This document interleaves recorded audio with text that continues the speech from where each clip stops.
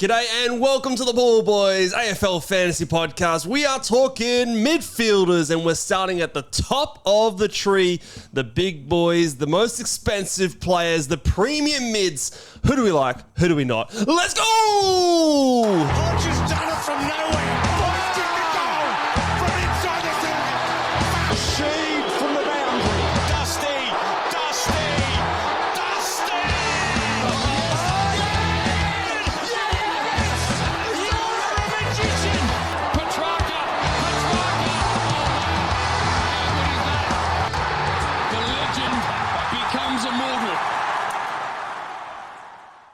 G'day and welcome again to the Ball Boys AFL Fantasy Podcast. I'm your host, Mitch Casey, and you can find me on X at Ball Boys Fantasy.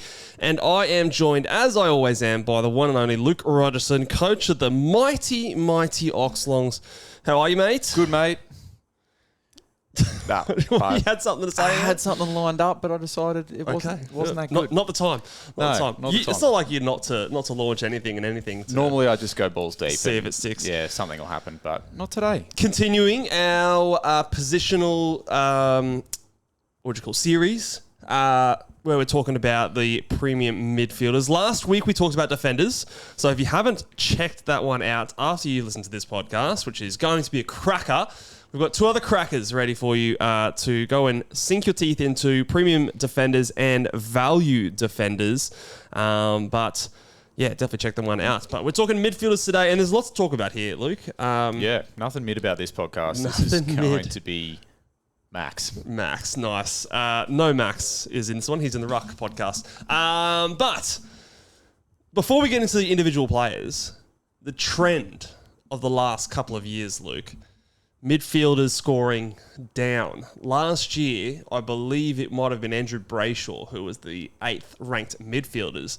And anyone who listened to our podcast knew that we were frustrated with how well he performed. Yeah. And he only put up like 102 point something average. So that used to be like a 108 to 110 sort of position, that M8 position. But we still have a few players like Bailey Smith and Dawson and Bonds that still go 110 plus. But in general, a lot of the scoring has gone down in this position. Yeah, last couple of years, it pays to come from behind. It's been the defenders that have been scoring all the points and putting the midfielders to shame a little bit. Yes. So we'll just keep that in the back of our mind when we're thinking about these premium mids, that perhaps that bar of... did I just move on to something real quick?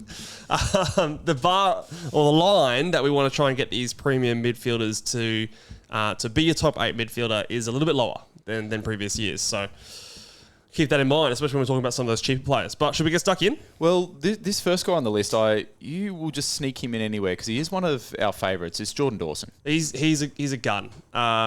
He is one of the best fantasy players going around. And I would love to know a stat.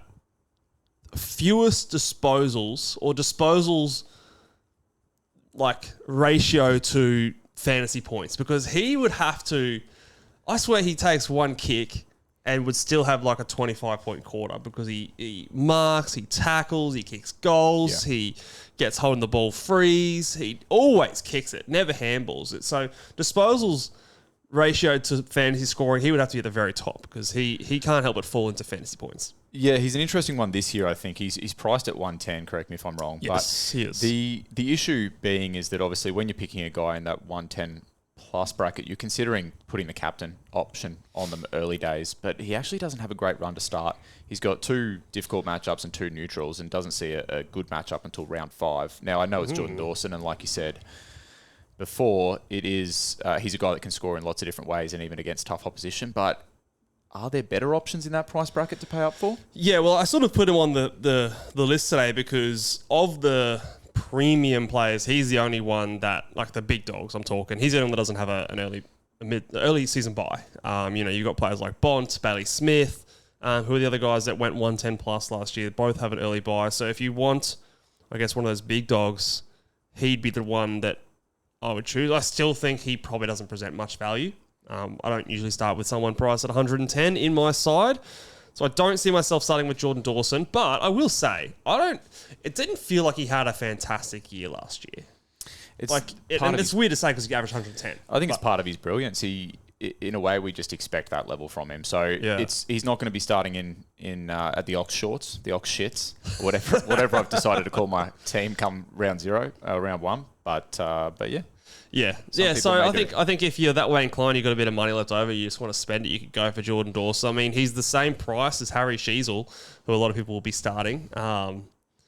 I think, it's obviously there's a bit of positional stuff there as well, but I honestly could make an argument that Dawson is underpriced, but not enough for me to want to start him. But yeah, he is an option if you want to pay up for a big dog.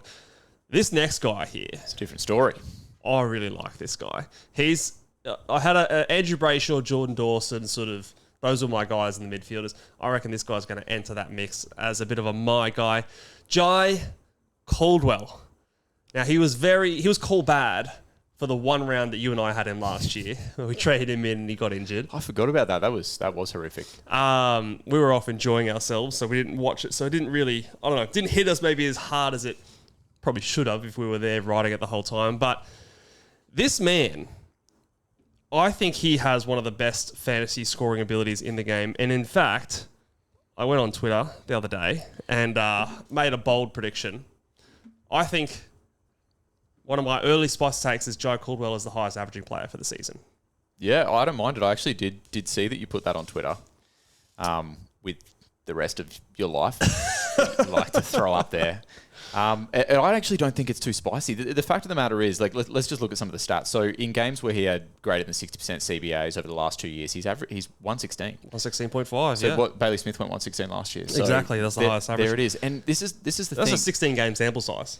Based on what you've seen over the last 2 years at Essendon, this guy to me is the number one guy in there. He should surely walk in there. And I probably started paying closer attention to Jai Caldwell a couple of years ago when he was available as a forward.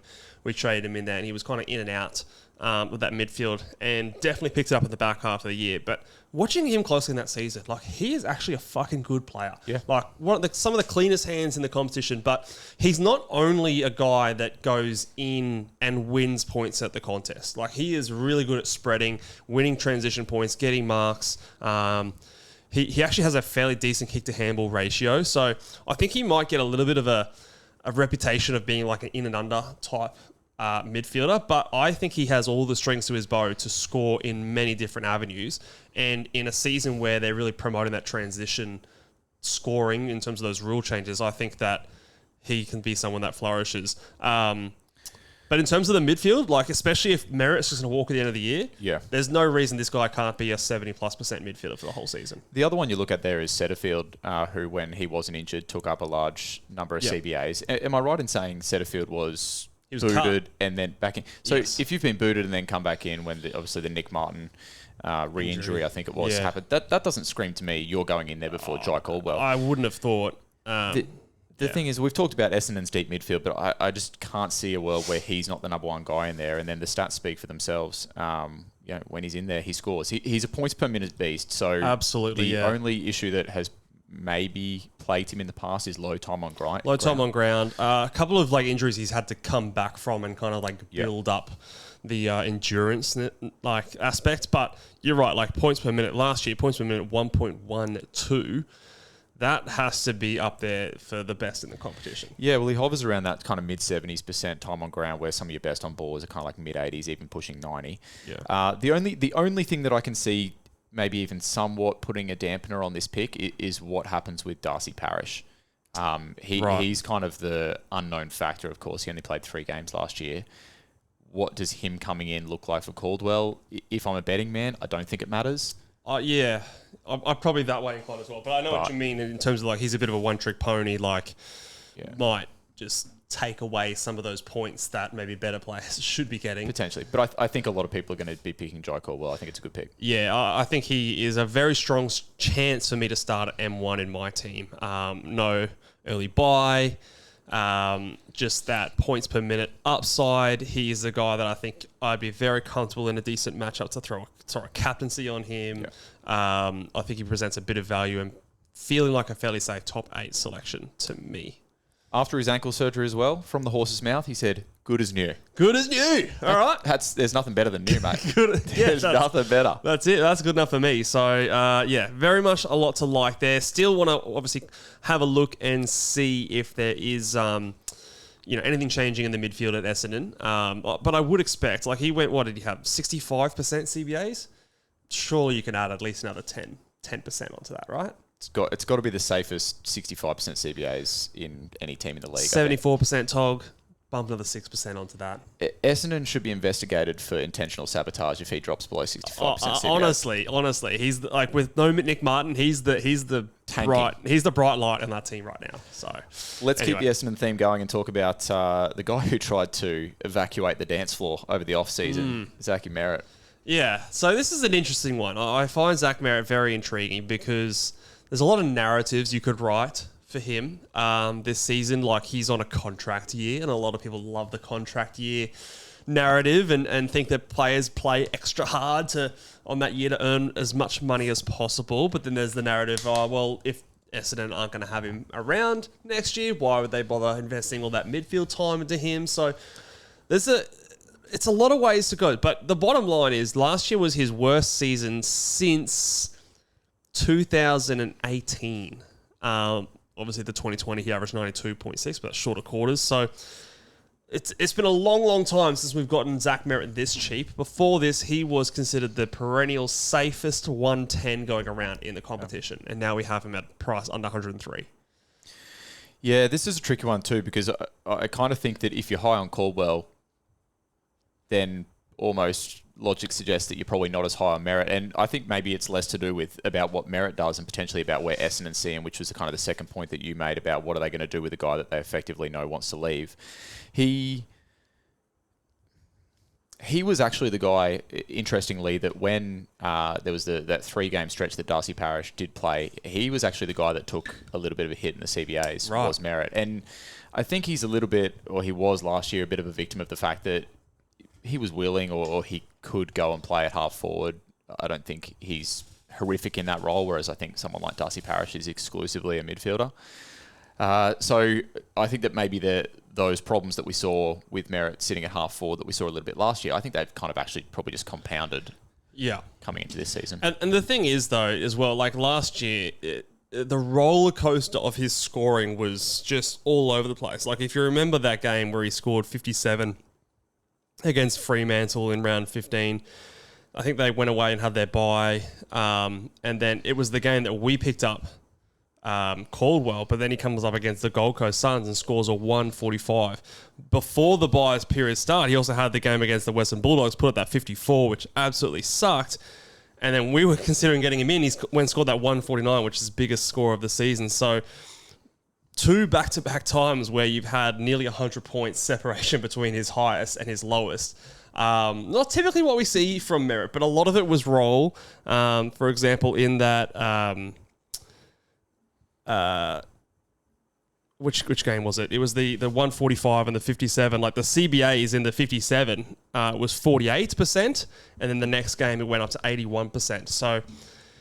I think if we see Zack Merritt in the midfield like he has been for the majority of his career, he will present upside.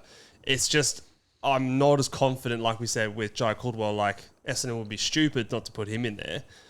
I think there are some valid reasons why you might prioritise others getting into the midfield if you think Zack Merritt is going to leave at the end of the year. However, they might try their last-ditch effort to try and keep him by putting him in the midfield. So, yeah, it's an interesting one. Do you think you have to choose between the two? If you want Caldwell, you kind of can't start Merritt, or is there a world where they both can flourish? I don't think I want both. And the question marks over Zack Merritt are not even just question marks based on what he does over the course of the year. To me, they're kind of week-to-week question marks as well. Depending on who Essendon are wanting to run through that midfield, we've already talked about the names that do go through there. I think there's even just moments in time where Essendon go, oh, things are not working. Okay, Merritt half forward or whatever the case is. Half back sometimes. Well, is he still a tag target for Essendon? Or do you bother tagging Essendon? Have they reached the Richmond mould of like you just don't bother tagging them? I don't think they're quite there yet. I think he probably still is. Yeah. Probably still is. I wouldn't be surprised if through the year that does change, but maybe to start, he might be the go-to tag target. But yeah, right now I'm Caldwell over Merritt, but interesting one to keep an eye on. Let's talk about a guy that does not have any question marks over his role. We know where this guy should be playing. Zack Butters. Yes. Midfield. He's a midfielder. Value. But we talked about tags. Clear tag target. And if you have a player here who can get tagged to a 34, that does make me nervous. Well, let me tell you this. As long as he doesn't play Geelong this year, he'll average 106.5. Well, he doesn't play them in the first 5 or 6 weeks, I'm pretty sure, because they have that dream run. I think he just needs to kick the feet up when it comes to the Cats. Yeah. Because the motion Fake a bit of illness. The old motion in the ocean, motioned right in his ocean. Don't know what that means, but it sounds bad. Real bad. So he is coming off an average of 99.8. Just missed that ton. Weirdly enough, he's hit that for the past 3 seasons almost bang on every time. 100, 100.5, 98.8. So you say value. Is it really? Well, or is it just because we know that on any given week he can dominate? But let me tell you why it's value. Because when you're looking for these value players, you want them to be value when you want them to be value, which for us is over the start of the season. We want it to get off to this hot run. And they have the best run in the comp. They do. It's nuts. And we've talked about that already when we talked about Rosie in the Premium Defenders podcast. So go check that one out. It does just... this is me battling again with my new... I'm trying to take into account the run a little bit more. If I was to project what Zack Butters does for the season, I'm not sure he's a top 8 mid. I definitely see a world where he can get to 105. I don't see 110. But I do see 110 for the first 6 or 7 weeks. I can see 115 for the first 6 or 7 weeks. So much is that changes. Enough to just do that? Yes. And then yes, because at the end of the second half of the year, you can trade him out? So much changes in 6 or 7 weeks by... Oh, no. I've accidentally done a 6-7. Oh, 6-7. We're so lame. Oh, idiot. Oh, yeah. Scrap that. Sorry, guys.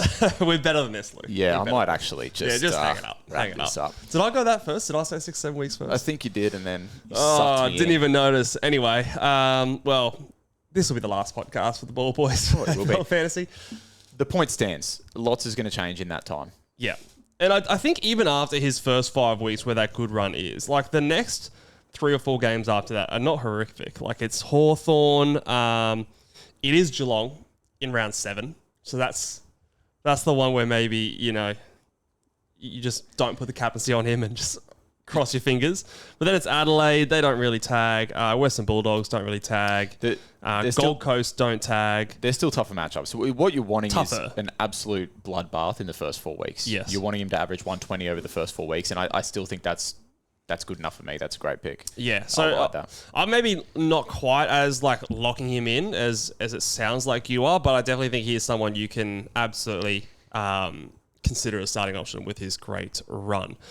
Next up, Jack Steele. Now, I remember in one of our podcasts, I'm forgetting which one exactly it was now, but you considered this man your lock for the midfielder. Are you still there? A steel lock. A really just rigid...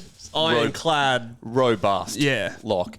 Listen to this. When he played, even last year, when he was getting absolutely fucked around, when he did play over 75% TOG, not CBA, 75% TOG, which we should expect from a premium midfielder, he averaged 106. Yep. Yeah, I got the same stat here, and 60% CBAs, 102 last year as well. So say what you will about the man. I don't think he plays the best football, but he fucking scores for fantasy.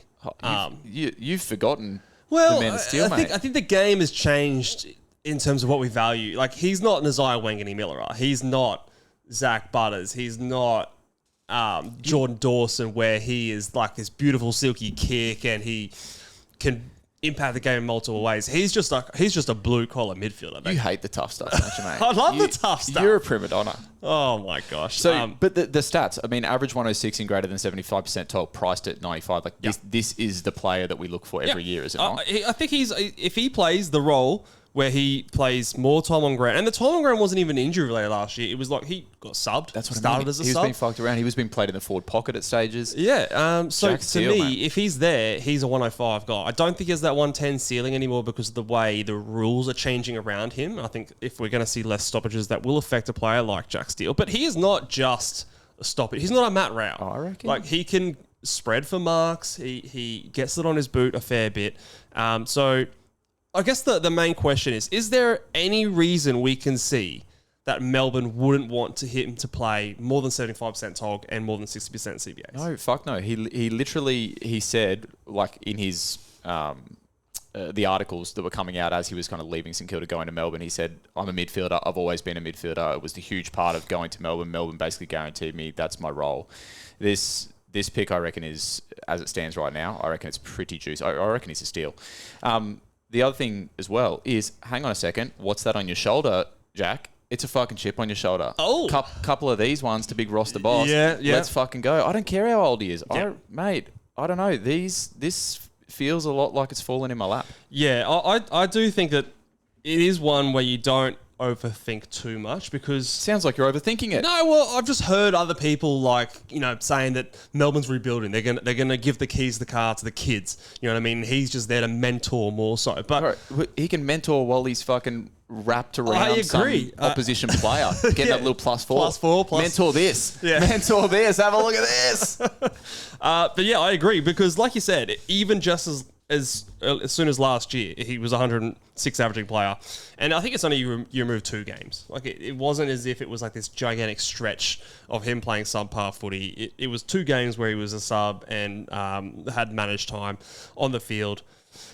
I think it'd take something pretty drastic for me to move away from him. Injuries are always the little thing, but I'm just trying this new thing this year where I'm just going to be high on every player, and that way... Players don't get injured. I'm guaranteed a few wins. Yeah, we don't. No, that doesn't happen. Every player in the comp's my boy, and I'm going to nail a few this year. As long as he's not injured in the preseason, I don't think we worry too much. Let's move on to another player who, speaking about injuries in the preseason, Sam Walsh.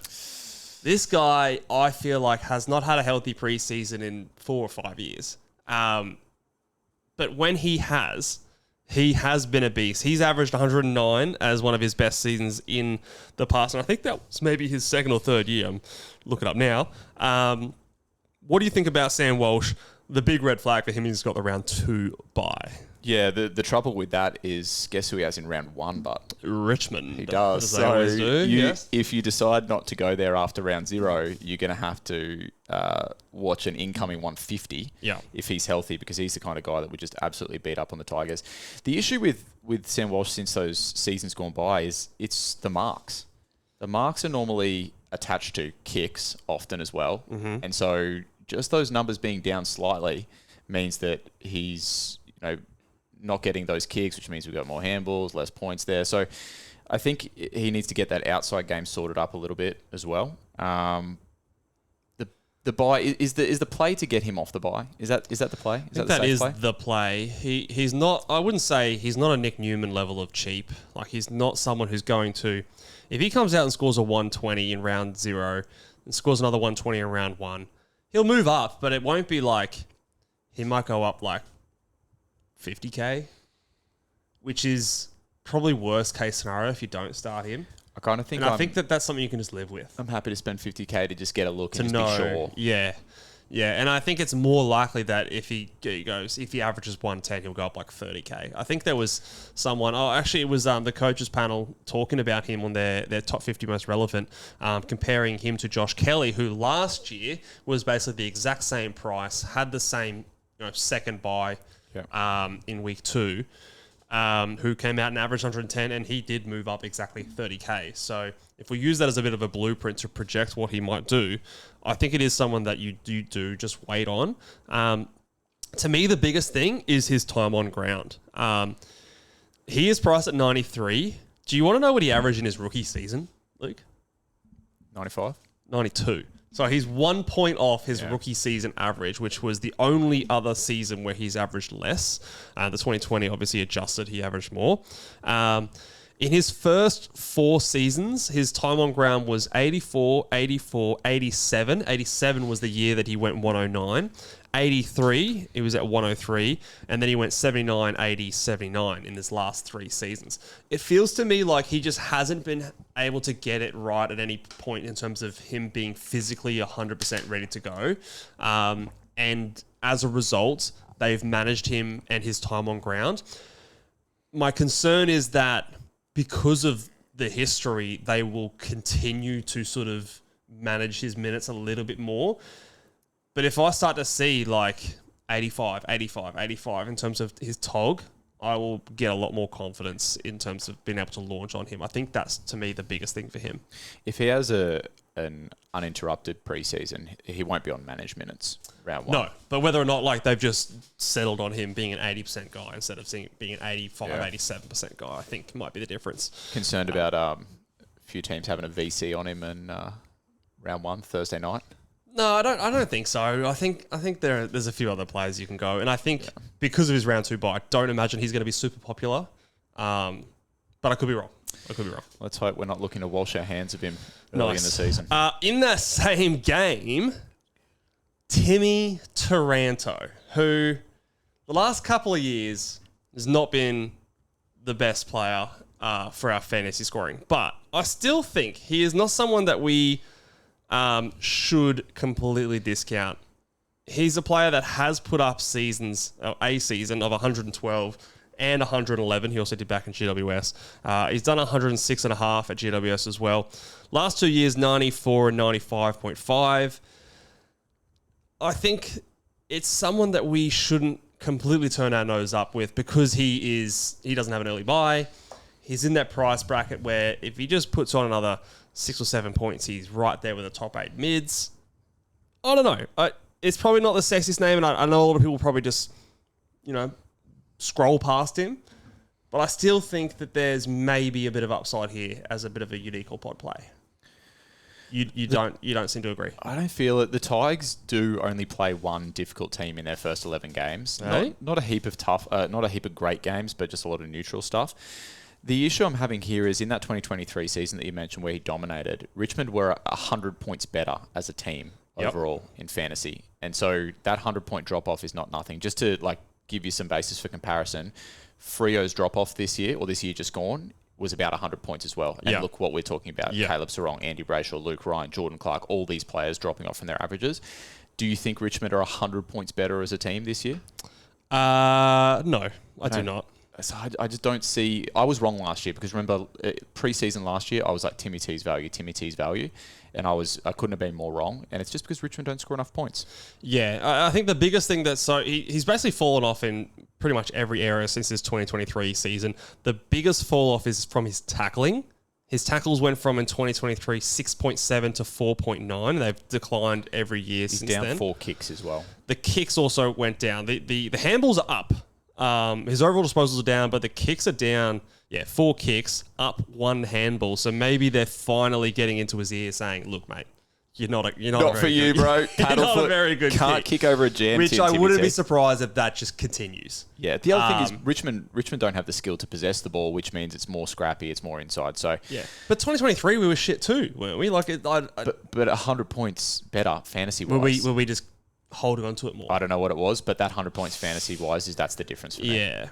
And it's a lot of points. Well, he's also one of those guys. I know we think of Timmy T inside tackle. He is one of the fittest players in the competition. He works hard. Could that work to his advantage in a game where the ball's supposed to be moving faster? Like we're throwing the ball up before rucks get there. We're trying to make the game fast, less resting. Is that something that might play to his strengths? I'm happy to be proven wrong, but I actually don't think there's going to be as much change as perhaps people are indicating. Yeah, I'm not the guy with my finger on the pulse. Like there's a lot of people that know a lot more than me, but and I've said this, I need to go back and watch some footy from last year. I just don't know how many of those instances, are there enough of those instances within games to actually make a difference to the overall game? Maybe we've got an extra player now. How does that play into players obviously getting more of a rest. Maybe it's faster. Maybe there's a case there, but I don't think it's enough for us to be making fantasy decisions based on it. Yeah, I mean, his role's been the same the whole time. The time on ground, the CBAs have all been the same. It just has been his play that's been worse for it, and probably that of Richmond's as well. But just a name that I wanted to throw out there, just as a potentially forgotten man. Are you ready to be heard again with Caleb Serong? I don't know. But I've put his name down because this man is fucking cheap compared to we know what he can be. But Caleb Serong is a guy. Now we skipped over Andrew Brayshaw because I actually think Brayshaw last year, despite his scoring being down, I think he had a fantastic season. I think he played really, really well. I think Caleb Serong, by his standards, was far from his best. Now, Brayshaw dropped in points, but Serong dropped far more in terms of his scoring. And so, not to say that I expect him to jump back up to where he was, but why did he drop so much more dramatically than Brayshaw? And could he get up to doing something like what Brayshaw? Could he be a 101 to 103 type averaging player priced at 92, which might be enough to be a value bottom end top 8 midfielder? The trouble is the overall trend at Fremantle. So I mentioned that 100-point drop for the Tigers between 23 and 25. Last year for Freo, it was a 120-point drop between their previous season and what they did in 2025. So those 120 points, that's significant. And Serong was down about a mark, 2 handballs, and maybe down a mark and a half, let's call it. Often those marks are then attached to a kick. You see it with those midfielders. They take the mark, they turn, they hit the next little 45, and we're talking, if he's down a mark and a half, we're talking about like a significant amount of points off his average. Do you think that Fremantle have any reason to just go and do the old flippy flop, change their game plan again? I'm not ruling it off. Like, I think there's almost nowhere to go but up from what they did last year. Really? Like, if they you're talking about fantasy. I mean, they were a kick from winning a final. I know that's not the measure for them. They're hoping for better things, but... Yeah, I don't know. I just think it was such a dramatic change for, like I don't think they took a step forward. Like, they were in the same kind of position they were last year. Like, the year before, they maybe just missed the finals. Am I right in saying that? I don't know. I didn't view them last year as like, oh, here comes Freo. They've changed their game style. They're a threat now. Like, I think they're still finding the mix. They're still finding the balance between going helter-skelter, like, let's just move the ball at all costs, versus, like, possessing it and using it well. Hayden Young coming back in a bit more. I don't know how that affects the dynamic. And the other thing you talked about, the marks dropping. Well, Brayshaw dropped 3 points from his average from 24 to 25. Serong dropped nearly 10, 9.6. Yeah. Brayshaw dropped more marks than Serong. He had a 1.4 loss of marks compared to Serong's 1.1. But the difference was that Brayshaw increased his tackling. And if you were to, like, compare the two, you'd almost expect Serong that to be his strength. But he goes, I guess, at least last year, he went after the ball more than trying to, like, be defensive. He went to extract it rather than to stop a player. But I just wanted to put it out there that I think that I don't expect him to go back to that 106, 108 where he was before that. But could he go back to could he have a season that Brayshaw had last year? Maybe there's a bit of upside with Freo coming back to the pack a little bit more, being less of an anomaly in terms of being at the very bottom in terms of their marks.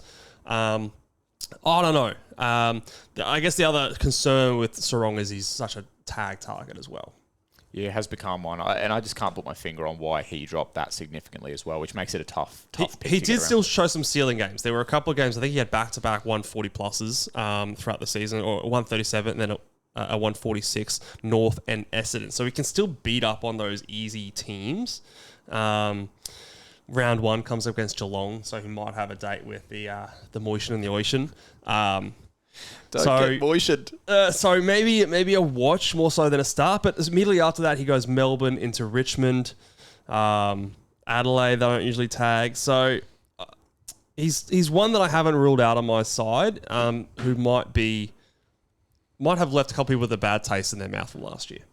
All right, let's move on. Has a calf strain ruled Clayton Oliver out of your calculations? It's definitely made it harder for me.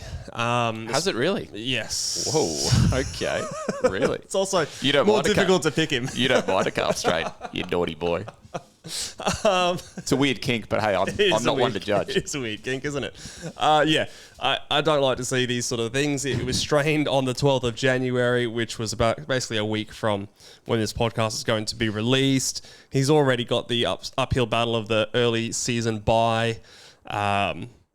Yeah, it's not a great start for him in terms of where he should be as a starting selection. I mean, add into all of that 3 of their first 4 games are tough games as well. I know he's very, very cheap. But the other thing too is from his best seasons, he's missing 4 kicks. He's missing, essentially 2 marks. Do we expect GWS to want him to kick the ball more? No. Probably not. Not with Callaghan there. Callaghan, Whitfield, Ash. We don't want Clayton Oliver to be kicking the ball more. So I expect that a combination of all those factors means that he's a wait and see. They've got an early bye. It is the round 4 one. It's the later one, yeah. I still maintain that there's some upside here. I just think I definitely he's got some work to do to win me over to start him this preseason, and maybe more of an upgrade or a switch over target if I see him doing well, but. We do love playing opening round roulette, but yeah. Well, what's the line? So if the calf plays both preseason games, practice matches, all the deal. Yeah, and he scores triple figures. No, he's more than triple figures. I think it would have to be. At? He's 90. Okay. It would have to be in the 120 areas for me to go. Okay. I thought he'd got even cheaper. No, I think it was like 89.5. Him and Petrarca were pretty much bang on the same price. So those are the main ones that I'm sort of looking at. A lot of them are in and around that 90 to low hundreds mark. There's a couple of the names that I'll throw out there that are maybe being talked about in some potential circles. Errol Gulden could be someone that benefits a fair bit with the rule changes, that more transition style scoring, and obviously he came into the season underdone after an injury early in the year. I think he had one game where he was sort of building up his time on ground, had like a low 70s, and then as soon as that tog went back up, we saw him averaging 106 or more than that. Is he someone that floats your boat if you're looking for someone there? Errol always floats my boat. The thing for me, this has got target him off his early bye written all over it, because guess who they play after their round 3 bye? Who? West Coast. Oh, he'll beat up on that matchup. So that for me is just, let's have a look. He's obviously still reasonably expensive, but was 102. So he's at that Zach Merritt sort of price tag, a little bit cheaper than Zach Merritt. I think they played West Coast in the last round of the season last year, didn't they? And yes, he had that monster game, and he was interviewed post-game and basically said, fuck this shit, we're Sydney, we play finals, look out. I think he's a big reason why they were disappointing as well. Like they did seem to really miss him.